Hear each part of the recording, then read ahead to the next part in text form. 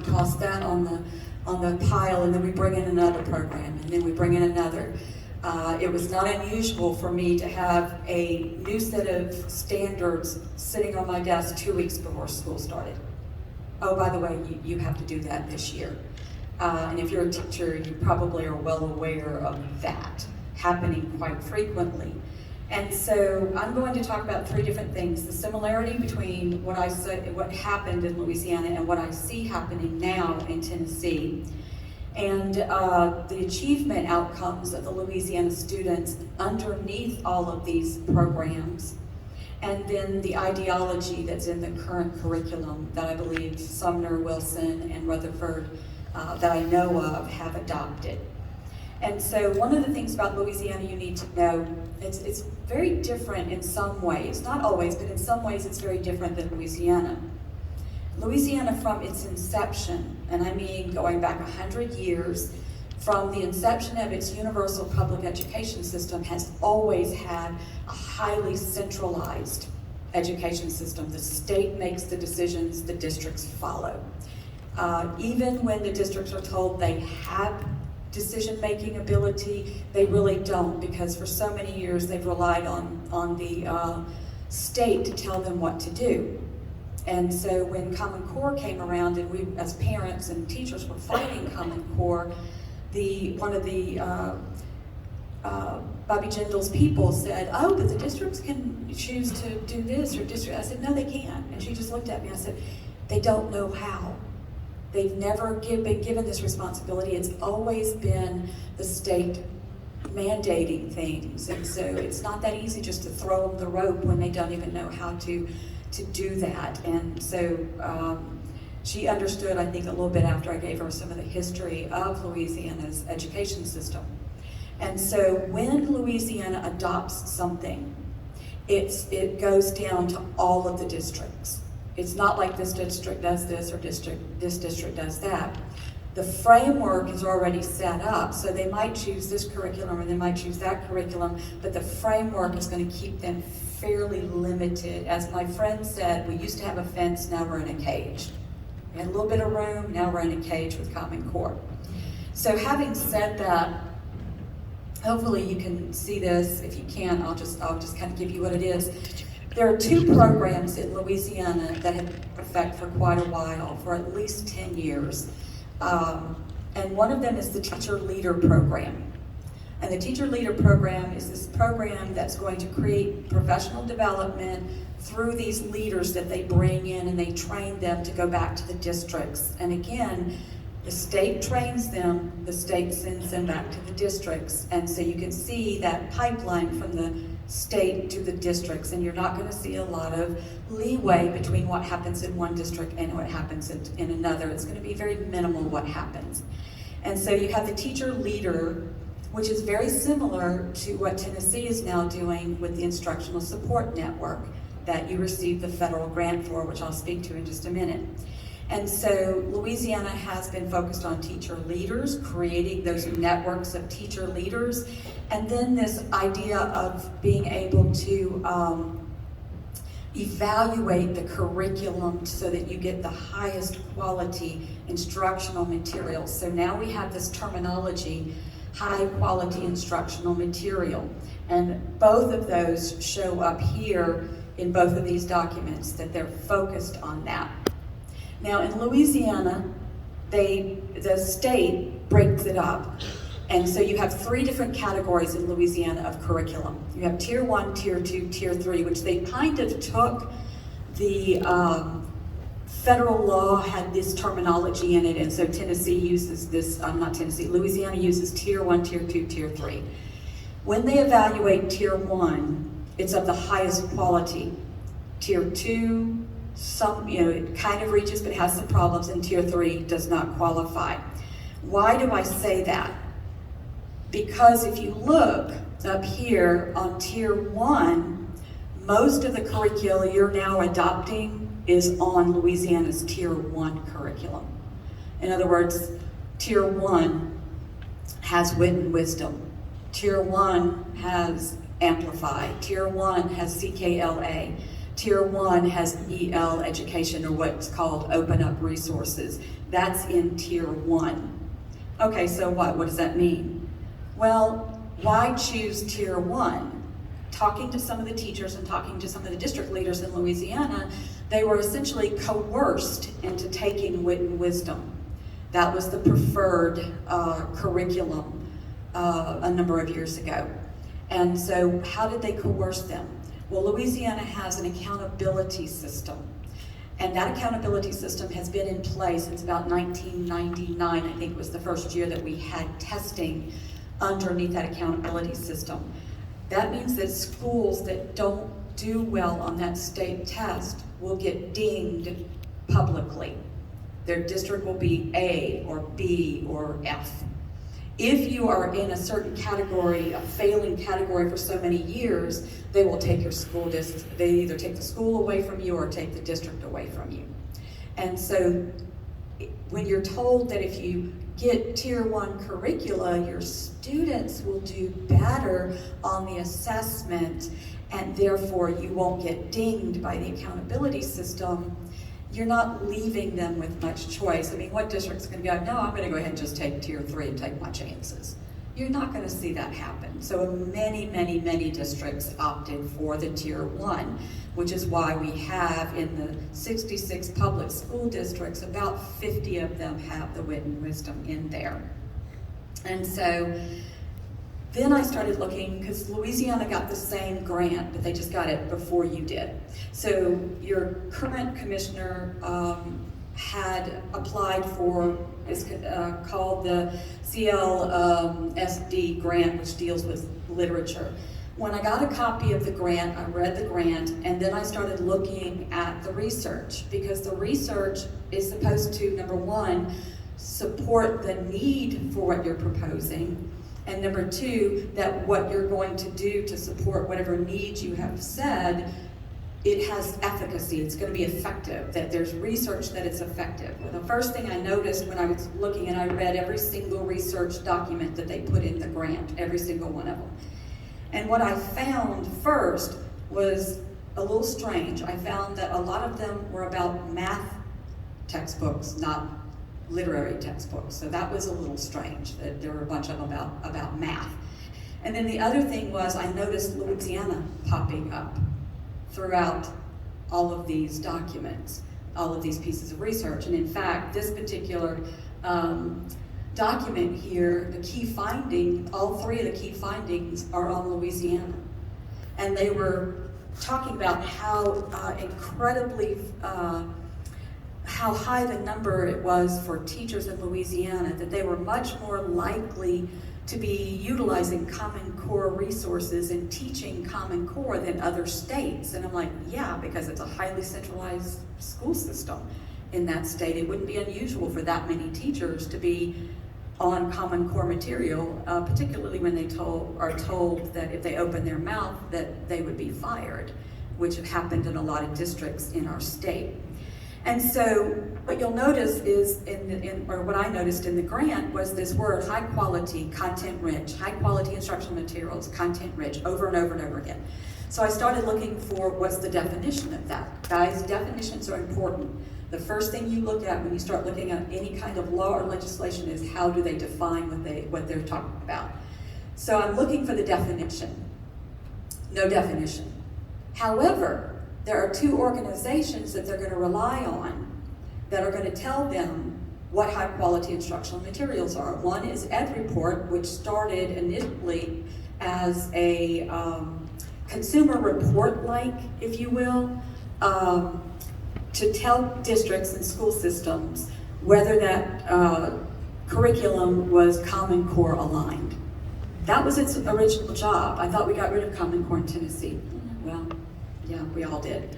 So EdReports is one of them. And by the way, not my words, go to their website. They say it themselves, that they developed their rubrics and their evaluation system and used Common Core state standards and the next generation science standards to inform those rubrics. So if you're using Common Core material to inform your rubric, what kind of curriculum do you think you're gonna get? I mean, we're not dumb.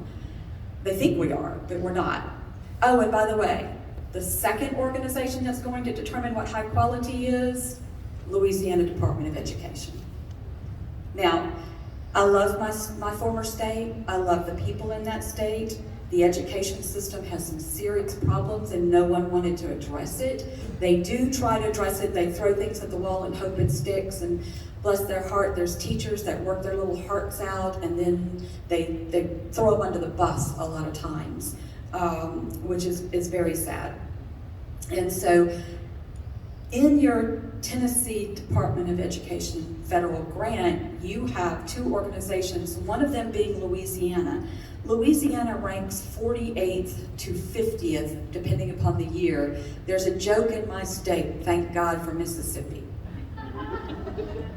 So Tennessee is going to utilize Louisiana concepts and Louisiana programs. Okay, I'm trying to understand that. And again, I talked to you about the coercion thing on adopting the Tier 1 curricula.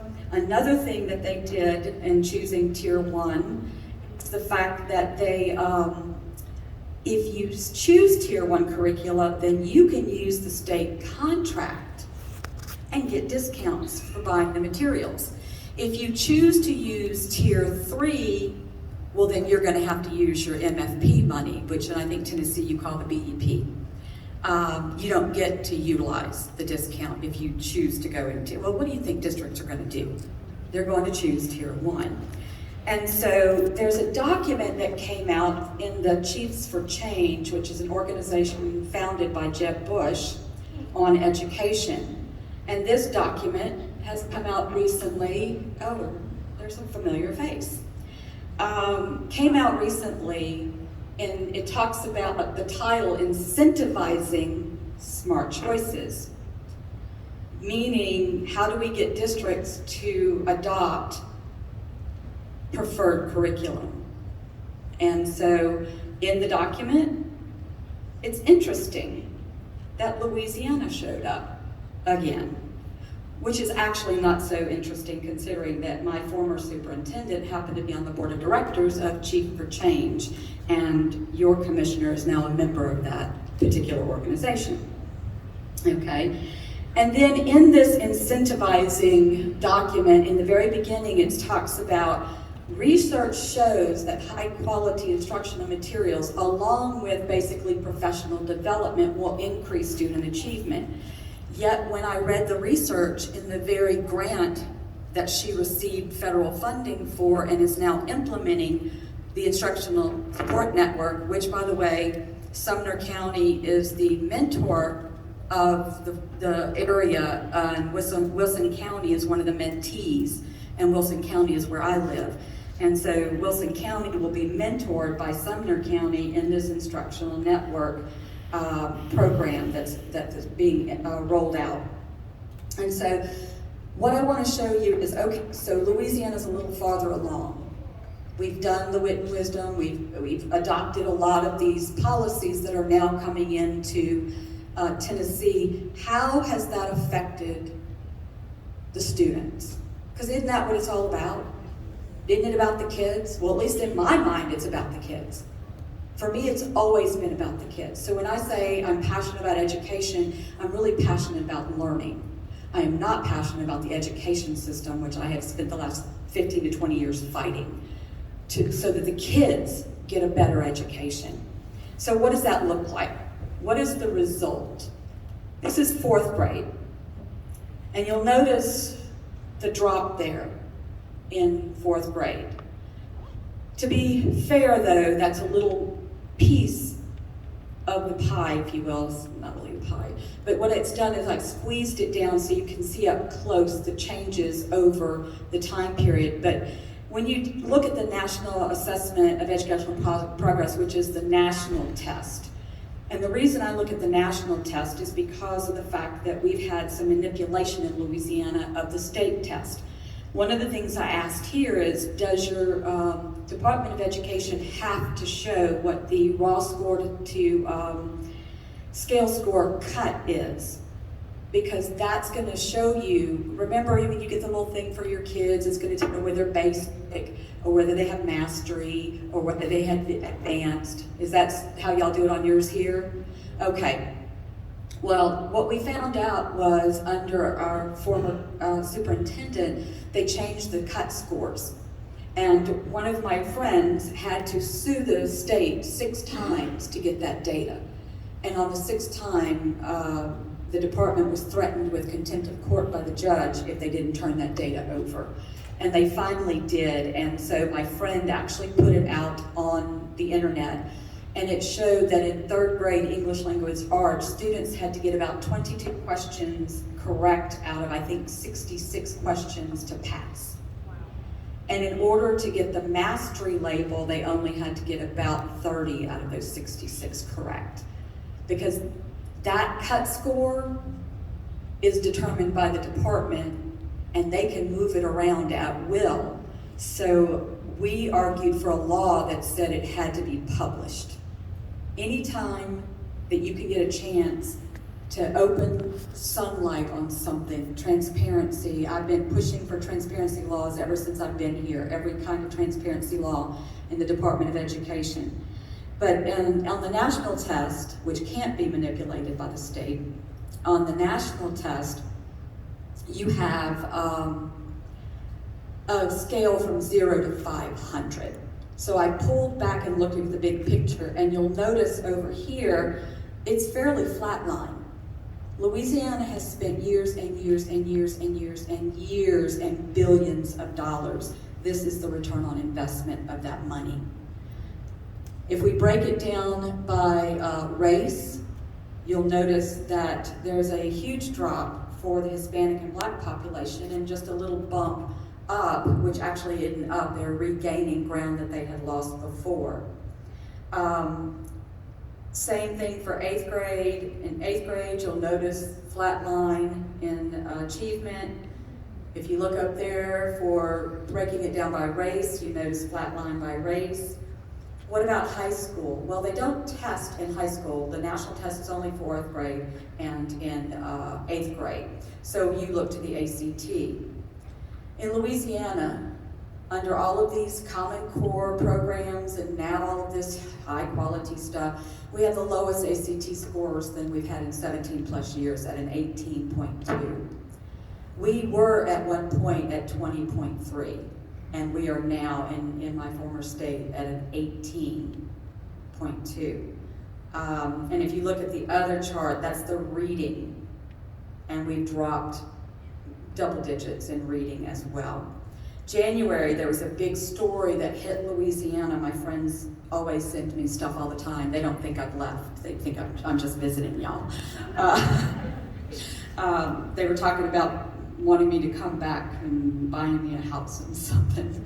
But I love it here, by the way. I absolutely love it here. January 2021, big news story came up. And that was that for the 3rd year in a row, so you can't blame it on COVID, because it's the 3rd year in a row, K through 3rd grade student reading has declined to the point where half of those students are below grade level. So please talk to me about high quality instructional materials. Do you really want Louisiana to be the ones who are making that decision for you? No curriculum, ladies and gentlemen, not one, zero, not one, is value free, because people are involved in creating it. They're going to determine what goes in it, does not go in it, how it will be assessed, how it will be taught, etc. Nothing is value free. And in this country, we have been following this for a very long time. We're seeing the fruit of old ideas just coming, the fruit's just blossoming now, even though the seed was planted years ago. And a focus on psychological and versus knowledge-based education. And so when you look at EL education, I'm going to jump into the ideology very quickly as my time is running out. EL education, I don't have to review their curriculum. All I have to do is look at what their values are. They're open. I mean, I I can move my tinfoil hat around if you want me to, but these are their words. They're not my words. They're their words. And so one of the things about EL education is they say that they are an aspiring anti-racist company. Anti-racist is just another word for critical race theory. Whenever they did their seminar this year, what matters most to them? Racial justice, social emotional learning. They're telling you out loud. Their professional development, exploring EL's anti-racist educational equity stance. They're telling you. In the K-8 curriculum, they're telling you that they're going to explicitly educate children about racism and racial justice. They're going to help students develop a critical eye for racism in language, character portrayals, and author's point of view. What that means is when they read literature, they're going to teach them to read literature and look for racism, race, gender, etc. When will they begin this? They tell you, kindergarten. And they will help them develop anti-racist practices and perspectives. They also say, that they're going to develop their social emotional learning, and they're going to develop their character of habit, or habits of character. And then they said they're going to develop, now this is their words, this is on their website, it's not, okay? They say they're going to help them develop a critical eye, remember that word critical, okay? Critical eye for racism in literature. And so they decided to give you an example where racism doesn't explicitly exist. They're going to tell you how to show them to look at it that way. So they're going to read Peter Pan in 3rd grade, Module 3, and they're going to explore the racial and gender stereotypes in Peter Pan. And then after they do that, then they're going to write, one of their writing assignments will be to fix the problems that they found within the text. We're not going to read Peter Pan as a fantasy. We're not going to read Peter Pan because it's a fun story. We're not going to read Peter Pan for the good that we can see in it. But we're going to read it by putting on these glasses that only see certain things. And I'll end with this. I started with the path determines the destination, and I have to give my pastor the credit for this, because he's the one that talked about it last week, and he said if you're on a path, that path has a destination. If you're on that path, what path are we on? Where are we going? These particular quotes come from different people that come from different countries, and these are people who have written books from 1988 all the way up to 2020. But I'd like to read two to you before I end. One of them is from Jana Kandelov from Czechoslovakia, which if you ever read Czechoslovakian history, it would break your heart. We've, Americans, become numb to the signs of creeping socialism. I see it. Why? Because she's been on that path before. I see it. I understand it because I've been there. I've seen what happens when you're not allowed to think certain thoughts or say certain things, when your history is rewritten, and when you are taught to genuflect to the right ideas and people. And then Xi Jinping of China. Stalin may have killed people, but he used security forces. Mao, however, turned his own people against each other. Ladies and gentlemen, I'm going to end with this. I took my own child out of the district that I taught in because of what they were doing. He was 17 years old. When I took him out, I did diagnostics on my child and found out that even though the state test said one thing, my child was 2.5 years behind in math. And he had a B in Algebra 2 when I pulled him from the school. And so, number one, these are your children. These are your children. And I want to go to Deuteronomy 6, 4, and 5, which in that verse, hear, O Israel, the Lord thy God, the Lord our God, the Lord is one. That is what we are to see. We have one true God. The next section is how we should respond to him. We should love the Lord with all of our heart, all of our soul, and all of our strength.